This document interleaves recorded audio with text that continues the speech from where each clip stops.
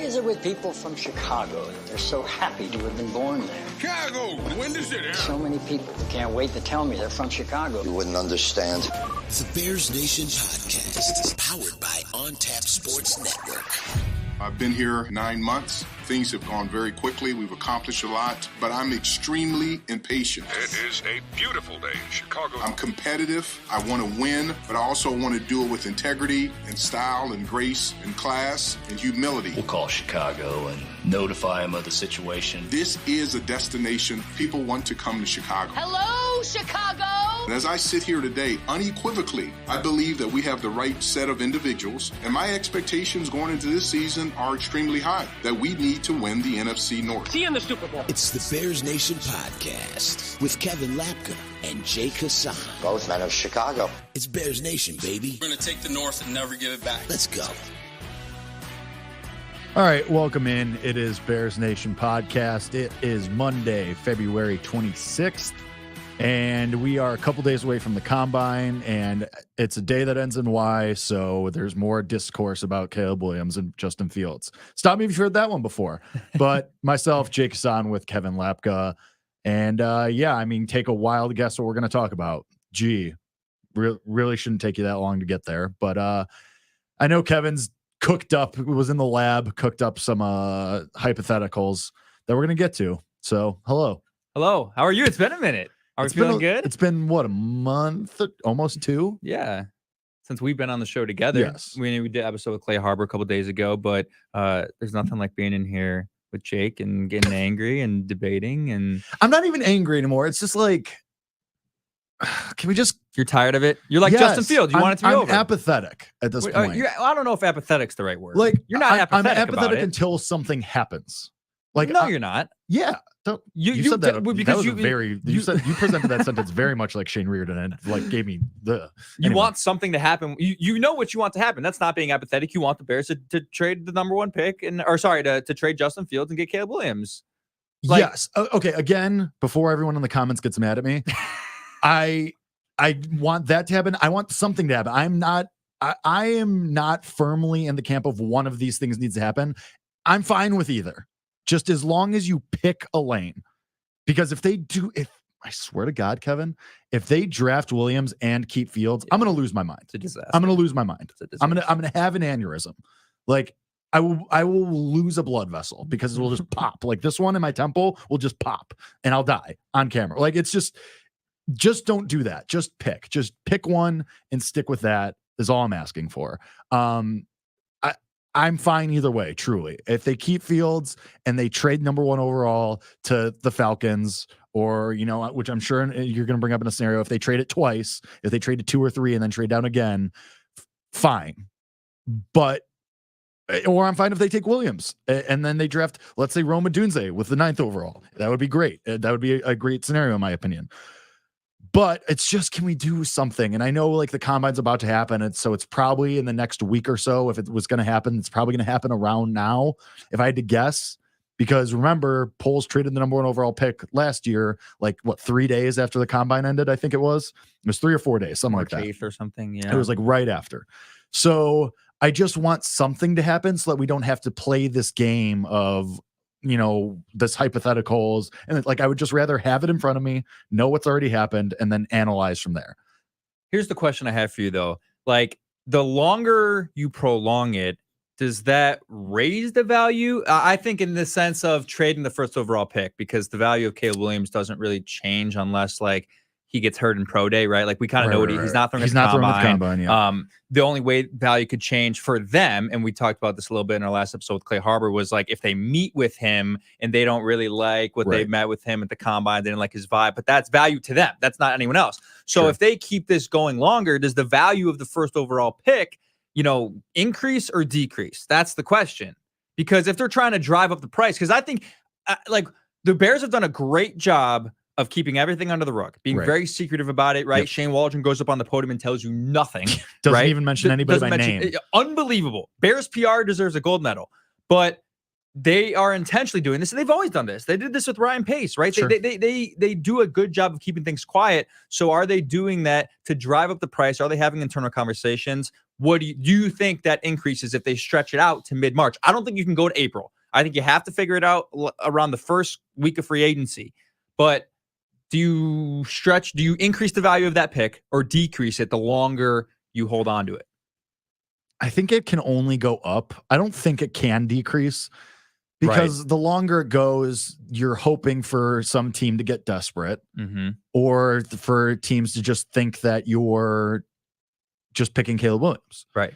So I don't think it decreases at all. I think it's either it stays where it is right now or it goes up because somebody gets desperate and overpays and panics. So the only other situation where I think that wouldn't be true is if Washington came to you like a week ago and said, hey, we're going to give you, we'll give you, or let's say New England, right? We'll give you one this year, or number 3 overall this year. We'll give you a first rounder next year, second rounder this year, and a second rounder next year. They throw that out there, and this was like a week ago, and they're just like, yeah, we'll sit and think about it. Then teams at that point, what will typically happen? Teams will be like, all right, like you missed your opportunity at the best offer. So because we threw out our best offer, you missed your opportunity at the best offer. We might lower it now because we gave it to you. You didn't want to take it then, so we're gonna have to bring it down. Unless the Bears are like, hey, that's not enough. We need more. Right. And they pressure them in to spending more. I don't know. It's right, really, because then you could say, all right, well, then I'll just wait for Atlanta to call. Right. Or I'll wait for X team. And then you're out of the running. Yeah, right, exactly. That's a good point. Like that, the Bears, that's why I don't think it can decrease because the Bears have the leverage regardless. And do you think it matters that it gets done before free agency? Like, is that important? Because what they do with that pick determines how they approach free agency. No, I don't think that matters because realistically, you're probably like, because let's say it like this way, like I don't think it changed because if you're keeping the pick, you're taking a quarterback. So like if you were to like free agency wouldn't affect that at all. Like the Bears aren't going to sign Kirk Cousins. Nope. So like that, they're not going to sign Baker Mayfield. Nope. So I think that if you're the Bears, the only way I would think that impacts that is like your timeline for addressing certain positions. But even then, like it's better to have young, controllable players than not. So I still don't think that would impact that much. Yeah, I think it would change. Like I think it would reframe how you're approaching certain positions, maybe. Wide receiver. But overall, like I think you're relatively the same. Yeah, I'm with you. So I don't think there's, and that's why it doesn't feel like there's a sense of urgency from the Bears. And again, I know like I just said, they've done a really good job of keeping this really quiet and not, showing their hand to anybody. And of course, things are going to get out, right? You're the second biggest market in the NFL, because 2 LA teams are, nothing out there. So things are going to get out, right? That's why you see reporting for Albert Breer. That's why you see reporting for Peter King that we're going to, talk about in just a little bit, right? These things happen, but from the mouths of the Bears, the only thing we've really heard is Kevin Warren talking really highly about Justin Fields in a one-on-one interview with Jarrett Payton, who's going to be on the show in a couple weeks. That'll be fun.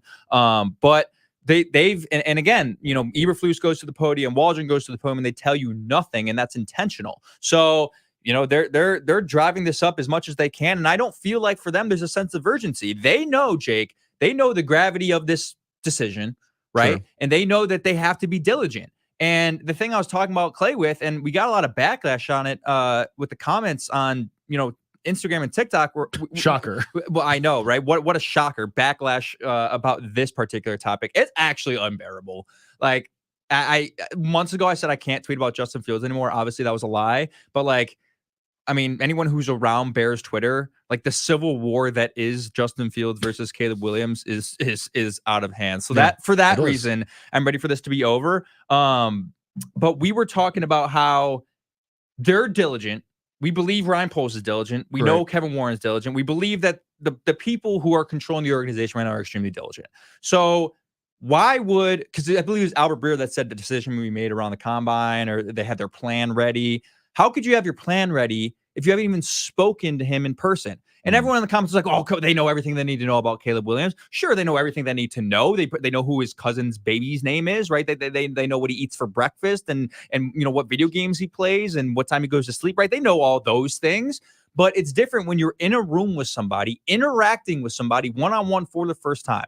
To our knowledge, they've never had an hour-long meeting with Caleb Williams as a staff, with Ryan Poles and Matt Eberflus and Kevin Warren and the whole Bears brass in a room with the one prospect. So how could you make a decision about this without even meeting with the guy. It seems negligent. Is that I mean, do you agree with that? Are you like the people with the backlash in the comments that they just know what they need to know? Or do you think that? Well, no, because if that was true, they wouldn't be doing the meetings at the combine. Like this wouldn't even be happening. Yeah. So you believe that this shouldn't, honestly, the trade shouldn't happen for a couple more weeks then, until you at least meet with him at the combine, see what he's, and even those meetings at the combine don't tell you everything. Sure. But it's something. I would hear that argument. Yeah. So yeah, I mean, that's probably a good barometer. I would say, unless, and I don't believe this is true, but unless the Bears have already decided like it's not going to be Fields, it's going to be a rookie no matter what. Right. In that case, then like you would probably do the trade. But yes, in reality, they probably go through the combine, do all the meetings, sit down with all these guys, go from there, and then and that's a couple days later that's when you would probably see a trade. Yeah, and I think you make a good point. Like if they've settled on Fields versus any of the rookies, then they'll make the trade, right? Because that makes sense. Because then, okay, you have a broader net open of Daniels and Penix and May and Caleb to choose from, instead of just honing in on Caleb, or Fields, right? If they have that broader net, then it makes more sense that, hey, we're going to trade the pick, or we're going to trade Fields, we're going to keep the pick, and we still may trade this pick, but we know we're going to go with a rookie. We know we're going to go that route for the team, which I still think would be an interesting approach for them if they were just like, hey, we're going to go by a rookie regardless before even, before knowing which one they're going to take, sure. Right? At which point it just seems interesting. So brought up Peter King. He's retiring from sports writing, whatever. I'll believe it when I see it. Congrats. Yeah, I know. He's a good dude. He'll be around. He'll be around. He just became like an Odyssey NFL insider. Yeah, he'll be around 3 months ago. But this art, so he does Football Morning in America, obviously, that his famously, yep. Similar like Brad Bake's 10 things that goes around the league, does his things. But this article was dominated by like his life story and his how grateful he was. But at the bottom, he had Bears nuggets. He's like, last things I think before I stop writing for a little bit or whatever. And what he said was, I got to pull up the specific quote because I just had a drop. So here's what was in the article. He says, I suppose the Bears are going to trade the top pick. And for prior reference, for people who don't know, Peter King has been on the keep Justin Fields side for a long time. Like, that's just his opinion on what he thinks the team should do. So he continues. He says, quote, I know nothing, but that seems to be the way the wind is blowing. What I say, the Bears could keep Justin Fields and trade the first pick down once or twice and build the kind of supporting cast a team needs to contend. Suppose GM Ryan Poles traded the top pick down one spot to Washington, parentheses, which would take Caleb Williams, and got the second pick, a second round pick, and a 2025 first round pick in return. Then suppose Poles traded the second pick to Atlanta at 8, and the Falcons picked one of the other quarterbacks. In return, Chicago gets the 8th pick for that, Atlanta's second round pick, and first and second round picks next year.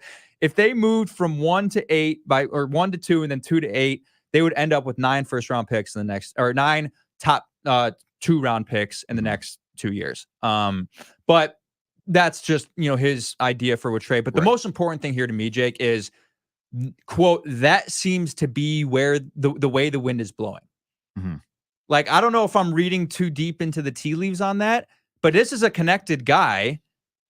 That seems to be the way the wind is blowing. Yeah. Does that mean he's hearing that the Bears are trending toward potentially trading the pick? I don't know. Like, it's weird, diving into like, a specific writer's wordage of an article, but I know he says, I know nothing too. Yeah. And I feel like at this point in time, like where we are, I just get the feeling like, and again, this is part of why I'm like so out on just like this whole discourse already, like until something actually happens, because where is this coming from? It's just as likely that this came from another team than it did come from the Bears. Sure. It's just as likely that this came from equipment manager X of the Patriots than it did from Kevin Warren or Ryan Poles. Right. So that's the whole, like, I think it could just be smoke to try and gain leverage from another team, or maybe it's the Bears trying to gain, like, it could be anything.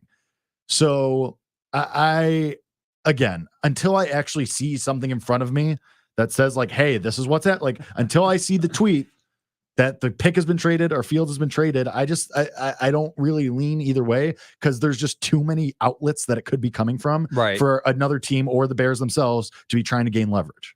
I think the only reason like Peter King is reputable is because last year he like broke the news that they were going to trade the number one overall pick because he had that interview. He had a one-on-one with Ryan Poles, and he said he walked away from that knowing that they were going to trade the pick, and they eventually did like a week later after he wrote that article last year. But it was kind of consensus last year they're going to trade the pick. Right. Like it was more like an 80-20, 90-10% chance that was going to happen anyway. It wasn't even more lopsided than that, to be honest. Last year, probably like 100 to nothing. So it's obviously not, it wasn't as 50-50 as this is. I mean, I again, like this won't be the last report that comes out. Right. There will be something especially else. Especially this week and things you learn from the combine. But it's so weird. I got to be honest. And when you look at it personally, like I've been so back and forth on it, dude. Like 7 days ago, I was like, they're taking Caleb Williams. Like I just, that's just where my mind was. And literally in the last 7 days, as I've, saw people put out, potential trade packages for the first overall pick. And I've heard some other things and I've seen things and, the way they've kept quiet and it kind of forces you to look at all sides of this,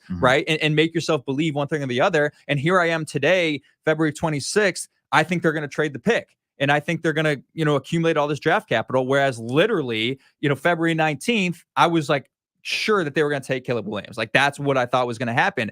And then, you see things and you read things and this is just own personal opinion. Like this is just, where my mind is because people ask me all the time, they know we're on Bears podcast. They know we work in sports media. Anytime I go out with my buddies, the first question they ask me is, what do you think the Bears are going to do with the first overall pick? And I'm like, dude, I don't know. I could tell you what I want them to do, but I don't know what they're going to do. So at this moment, February 26th, that's where I am. Where are you? What do you think they're going to do?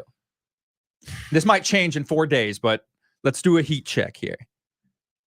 Well, I famously, the last time we were on this podcast, I said that keeping Eberflus seemed to indicate to me that they were going to keep Fields. I kind of think they're going to take Caleb Williams now. Okay. I kind of think they're going to, I just think that if it was like, the reason being because they've had every single opportunity to even talk about Justin Fields as a player. Or as and it's very bizarre, like all the silence. Kevin Warren, though? Yeah. Does that mean anything to you? Not really. He's a nice man, but I whatever. Okay. I mean, his opinion holds weight, whether you deny it or not. It holds weight, but it's not like Ted Phillips making what I mean? Like he's not making the decisions. We don't know that. Probably. I hope. Anyway, not the point. We're getting off track. But it's just based on what's happened. And I know the Instagram thing doesn't matter, but it kind of does. It's just weird. It matters in that it's just weird.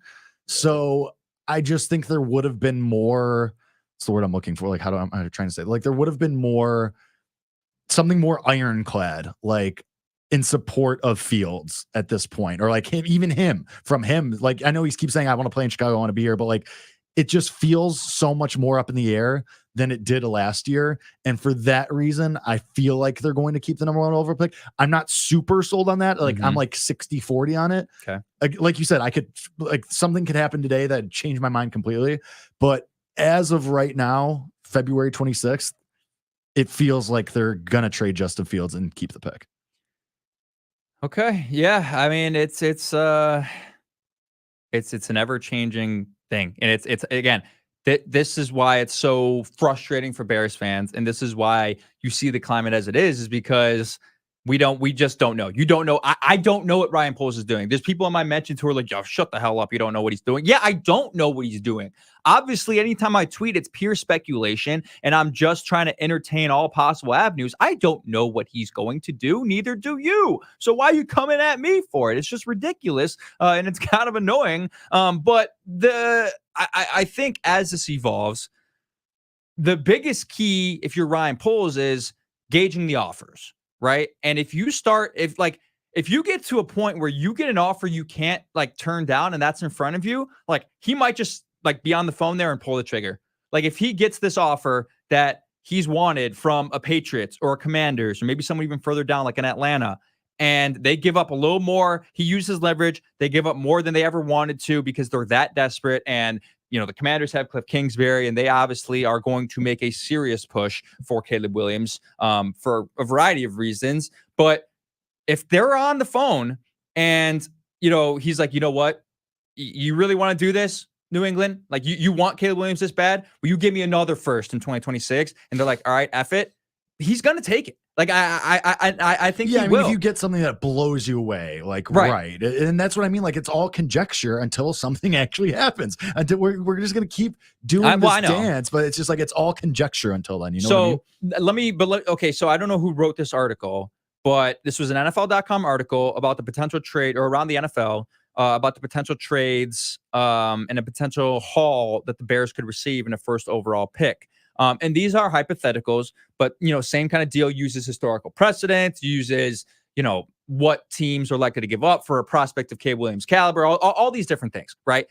We've seen trades like this in the first round a number of times in NFL history. So it's all based on what you could get. And these things, these aren't really outlandish at all, in my opinion. These are all pretty pretty reasonable. So let me read these to you. And as I go one by one, you're just going to tell me your play Ryan pools. You're going to tell me if you accept or deny. All right. So this is a trade with the Washington Commanders down to 2. So the Bears would obviously give the first overall pick, and in return would receive the number 2 overall pick, a second round pick this year, which is number 36 overall, which is almost pretty much a first rounder. Second round pick this year as well, number 40, which is 36 and 40 in the second round. You're getting 2 really good players. And then a third round pick this year, which is the Commanders compensatory. So you receive in total the first, second overall pick, 2 second round picks, number 36, number 40, and a third round pick this year. We don't know exactly where that pick is yet because it's compensatory. Yes or no? See, so I would love to just say yes or no, but like, it's like not that easy. Right. Because and this is part of like what the meetings and everything is important this week, because if the Bears walk away from this week and they have Drake May and Caleb Williams close to each other, then yeah, of course you're taking that, because if you're walking away like, all right, fine, we're fine with either of these guys. Yeah. Because now whatever personal feelings about Drake May aside, like people are saying that he could be like Justin Herbert. Like, and I know you don't feel that way about him. I am up in the air. I'm not going to. I haven't been locked in on North Carolina football for the last couple of years, and I know Bears fans would lose their minds because UNC scars. But if the Bears have these guys closely rated, then yeah, sure, you do that. But if it's Caleb Williams, then 50 feet of crap, and then Drake May or Jaden Daniels or whoever, then probably no. It's all so ambiguous. Likelihood this ends in them taking a quarterback that's not named Caleb Williams in the first round. Because to me, that just seems like insanely unlikely. I don't think it's 0. I think it's like 1. 10. I would say it's like 50 Caleb, 40 Justin, 10 anybody else. Yeah, I agree. I mean, you have to walk away with this with either Caleb Williams or Justin Fields. Yeah, like you don't have to. You don't have to, but I think you should. And it's funny because I think Jaden Daniels and Michael Penix Jr. might be the 2 best quarterbacks that come out of this class. Surprisingly enough. Unfortunately, Michael Penix Jr. is 73 years old. Relax. He's 25 years old and he throws lefty. So everyone's like, he sucks. Or is he 24? Quarterbacks play till they're 38. He'll be 13 years in the NFL. Yeah, he's also had his knee explode twice already. True. All right, you make a good point with that. All right, so Commanders, you never gave me an answer. Are you just give me an answer for the sake of the bit, please? Sure. Yes. Yeah. Yes? Yes. Accept? Sure. Okay. Awesome. Good. Me too. This is a trade with the New England Patriots down to the number 3 overall pick, which will likely get you the best wide receiver prospect we've seen in the last 20 years.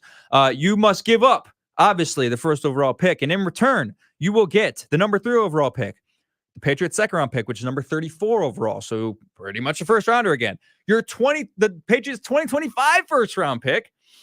Mortgage, that's a team that might have the first overall pick next year. Even if they have Caleb Williams, and then 2026 third round pick. So really far down the line with that. So you get a total of the number 3 overall pick, second round pick, number 34 overall, 2025 first round pick, and a 2026 third rounder in exchange for number 1 overall. Yes or no? No, you need way more than that. What do you need?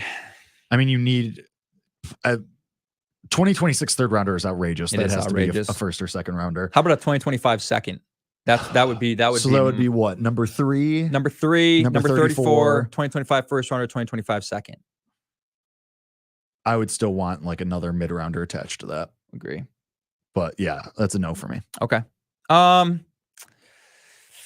Yeah, it's probably no for me too. I think I need more. I need more. But like again, you're getting all of that in return, and you're getting the best wide receiver prospect we've seen in the last 20 years. I feel like you're like out on Marvin Harrison Jr. Or I feel like you like don't think he's going to be that good, or you just don't think. I just don't think he's going to be available. Okay. I just don't think you're going to have a chance to draft unless you go down to 3.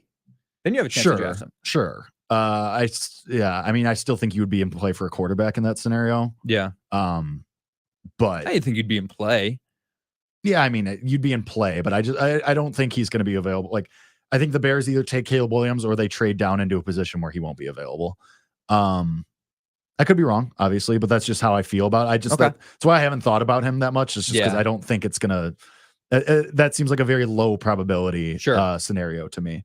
I forget what I was gonna say, but I think we're like underrating how much teams might want Caleb Williams. Like they're like we've been talking about him for 2 years. That hasn't gone away. Okay, he's been a consensus number 1 overall. I feel like we're underrating how much teams are going to be willing to give up. Like I think you might get like a desperate team who's just ready to who's like you might get like the Broncos insane. Like they might be insanely desperate.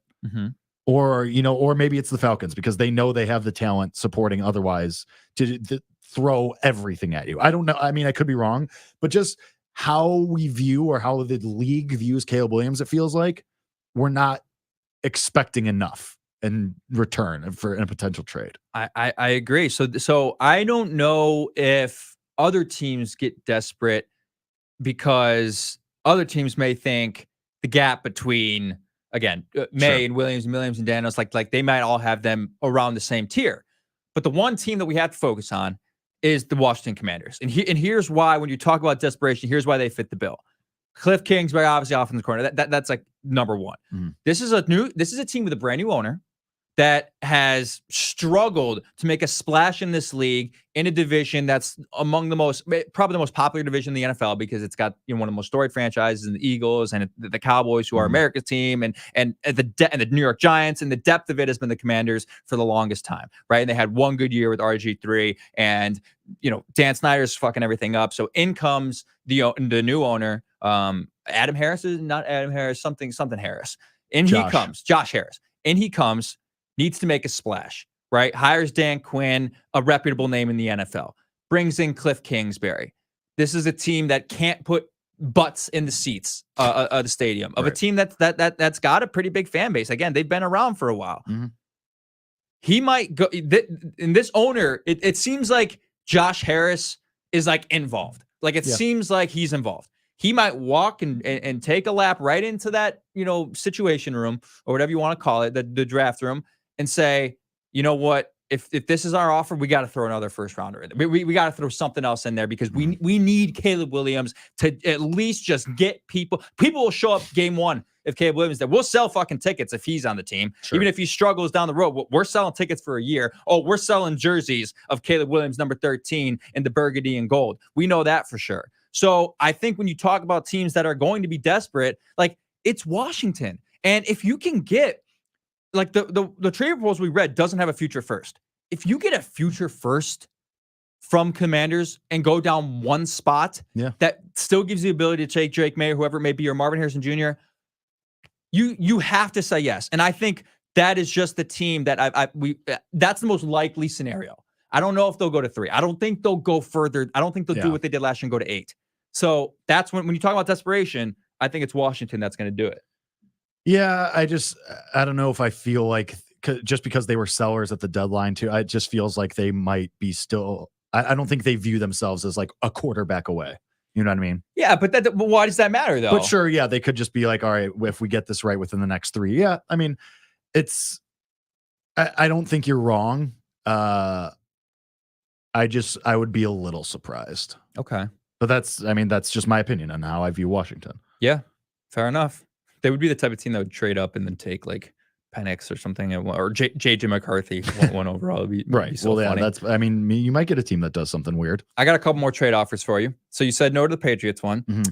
This one's been coming around. I don't know who released this, but there's been smoke about the Giants potentially being involved. Moving on from Daniel Jones. Moving on from Daniel Jones, but it was like you have to. I don't know how you eat that contract from a salary standpoint. But this is the projected, or excuse me, hypothetical trade on NFL.com for a Bears trade to the Giants, who own number 6 overall. So obviously the Giants get the first overall pick, and in return, your Chicago Bears receive an absolute haul of the number 6 overall pick, the Giants' second-round pick, number 39 overall, the Giants' third-round pick in 2024, number 70 overall, a 2025 first-round pick, and a 2026 first-round pick. 3 first-rounders, a second-rounder this year, an early second-rounder this year, and a third-rounder this year. Yeah, it's a slam dunk. It's a slam. That's the best trade I've ever seen. Yeah, on a hypothetical. You have to take that. 3 first-rounders? Yeah. I mean, including extra picks in the top 70, 100%. You could be a top 3 team in the NFC next year. Yeah. Like, yeah. That's you do that. You don't even let them put the phone down. No brainer. Yeah. And that's a team, when we talk about desperation, like, are they a quarterback away? Maybe, they went to the playoffs a year ago, so I guess. Yeah, I guess Saquon Barkley's on his way out. They won games with Tommy DeVito, so they sure did, and I'm sure Brian Dable would love to have Caleb, but they might be in a spot where they can sit back and take Daniels at 6. Yeah, Daniels might be top 5. Last one here. This is just outrage. Like, this is never going to happen, but it's kind of fun to read. This is a trade with the Atlanta Falcons, so who have the 8th overall pick. So obviously Bears give up number 1 overall, and Khalil Herbert is also just thrown in. Sure. So the Bears receive the first round pick from the Falcons, number 8 overall. Receive Bijan Robinson, the 3rd round pick in 2024, number 74 overall, a 2025 first rounder, and a 2026 second rounder. I got to be honest, Bijan Robinson could have the potential to be a top 5, top 10 running back in NFL history. Like, he's that good. I think. I say no to that. I think I more. do too. You need more draft capital. If you get 3 first rounders from New York at number 6, and you don't get 3 from Atlanta at 8, yeah, that's a no for me. It would never happen, but because Khalil Herbert is too much. Yeah, right. No, sure, why not? That's a no for me. You need more draft capital than that. Yeah, I agree. Okay, those are the 4 hypotheticals. So again, among the 3, we kind of believe that one with the Giants is the best if you're going that route of keeping because you still get a Dunze there at 6 probably. Yeah, I mean, our Malik neighbors, or one of the edge rushers in Joe Alt. Yeah, that's a slam dunk. I got a couple more things for you before I head out. I've seen this a lot, and this is just something that's crossed my mind. When we talk about the thing that frustrates me about the Fields and Williams and the evaluation of Justin Fields is you're settling for less with Justin Fields is the general consensus. Like, if you're not taking Caleb Williams, if you're not taking Caleb Williams, you're settling for less because Justin, we know we've seen it for 3 years. We know what he can and can't do, and people believe that his ceiling might be capped or whatever. Sure. And we know what the greatest could be that he is. I don't think that's true. Obviously, I think he could still be better than what he's shown because he had a play caller who didn't know what the fuck he was doing. Literally watched the Packers game. Watch that last game of the season. We all know what Luke Getsy did to this offense. But I don't think people really understand. And I tweeted this at you. Look at Justin Fields' pass rating when throwing to DJ Moore. Yeah. It's significantly better than his pass rating thrown to anyone else. I think it's around 110. And Cole Kmet's around 105. His pass rating is better when he throws to good players. Do you understand? He would be a significantly better player if Marvin Harrison Jr. were on the team. His ceiling immediately goes up the moment Marvin Harrison Jr. gets selected as a Chicago Bear. Sure. Do people? I just don't think people understand that aspect of the argument.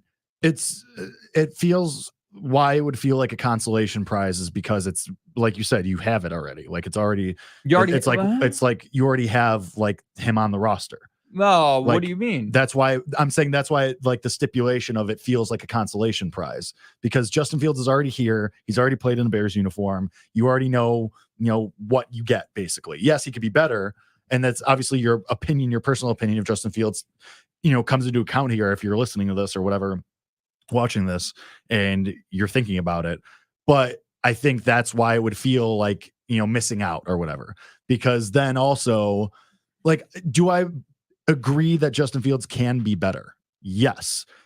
His ceiling is probably, maybe an MVP level, but and we've talked about this a bunch before. Yeah, is it likely that Caleb Williams is Patrick Mahomes? No, it's not likely. It's not. It's zero. Is it within the range of outcomes? Yes. No. Yes, it is. No, it's not, Jake. You can't say that without having watched him play a single NFL snap. Sure, you I just can't. Is anyone like Patrick Mahomes? We don't know. He's one of one. We don't.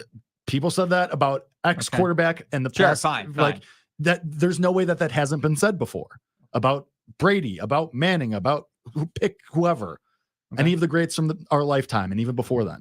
It's been said before until somebody comes along who's the next one of one. That's what happens. That's human. That's sports. That's what happens. There's one of one until there isn't. Okay. Until it's like the meme. Until somebody builds a bigger bomb. Like until a new quarterback comes along. Like that's just what it is. Like it's within his range of. I'm not saying it's going to happen. Before everyone gets mad at me in the chat, because I see the comments rolling in. Before everybody gets mad at me, I'm not saying that he's going to be Mahomes. And again, I started this by saying Justin Fields' range of outcomes is MVP. Caleb Williams might be in his range of outcomes. We don't know. We can't say no for sure.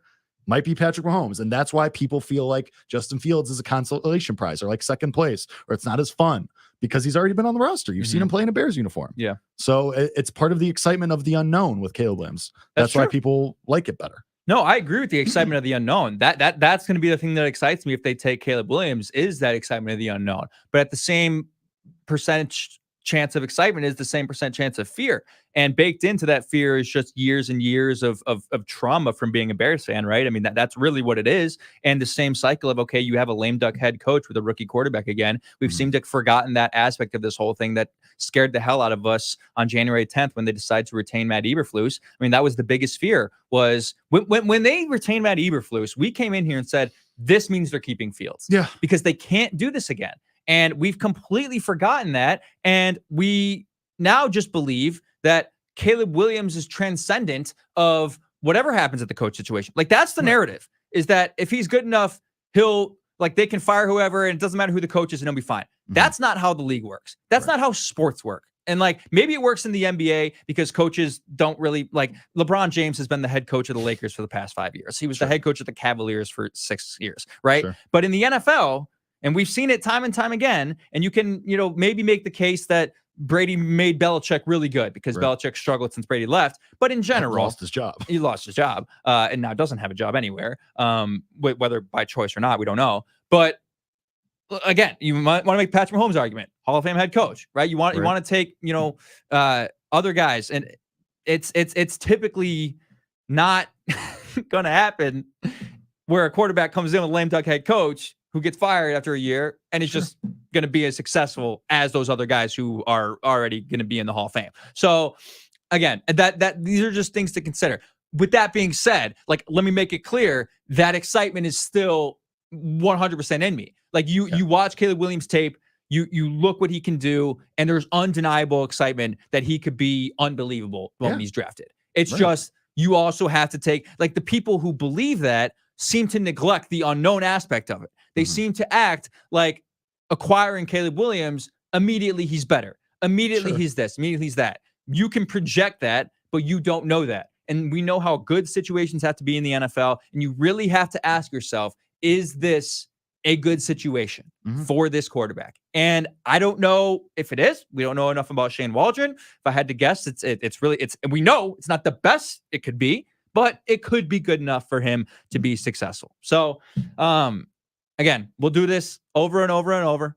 We will until it happens. The Bears have done a phenomenal job, honestly, for us, by keeping this thing going for content purposes. Because whether you like it or not, this shit hits. All people want to hear about. That's why everybody's talking about every day on every show on everything. Every network. Yeah. Like, turn on Get Up in 10 minutes. Yeah. What should the Bears do with the number 1 overall pick? It's hilarious. But we got the combine coming up. We got free agency coming up. So it'll be an exciting time, Jake, and we'll see what I do think that something happens within the next couple weeks. For the pick? Yeah. I think something happens, whether it's Fields getting traded or the pick. I think one of them happens soon. Okay, let me ask you this. He went on the podcast and said he wants this to be over. Would the Bears ever approach it like, for his sake, we're going to get this done quickly? Because people have said that, and I'm like, no. No, I think they do it for themselves. Yeah, like, they don't care about doing it for him. Right. Yeah, like they're going to do their due not, diligence. I'm sure they're not going to send him to the CFL, but like, you know, like I'm sure they'll try to do right by him, but it's at the end of the day, it's a business. Yeah. That Fields all black Atlanta jersey though. Yeah. I mean, do they win the division next year if he's a Falcon? Yes. They might anyway. That division sucks. Yeah. The division is so bad. I guess the Bucks. Yeah, you think Bucks you're not won a playoff game? Yeah, the Bucks don't have a quarterback right now either. Did they win a playoff game? No. Yes. Who did they beat? No, they lost to the Lions. First round? Yeah. No, they beat Philly. Yeah. Okay, we got there. Yeah, I mean that division stinks. So it's you're afraid of Dennis Allen and Derek Carr. Anyway. Bryce Young. Yeah. Okay. Yeah, Bryce Young with a first would year hurt. coach for sure. Still would hurt. But all right. This has been Bears Nation Pod. We'll talk about it again. I think something's gonna happen soon. So when it does, we'll be here and we'll break it down and we'll talk about it. Whatever the compensation ends up being. March 7th, they trade the pick. March 7th. So you're saying the next Remember I 10 called days? it last year? You did. I So called you're it to saying Carolina. the next 10 days, The right? next 10 days, they trade the pick to Washington. March 7th would be exactly 10 days from now. All right. Well, we'll see you in 10 days, I guess. I'm definitely so wrong, but yeah, well. But until then, this has been Bears Nation Podcast. Appreciate all the listeners and the viewers. You guys are the best. We'll see you whenever something happens. Until then.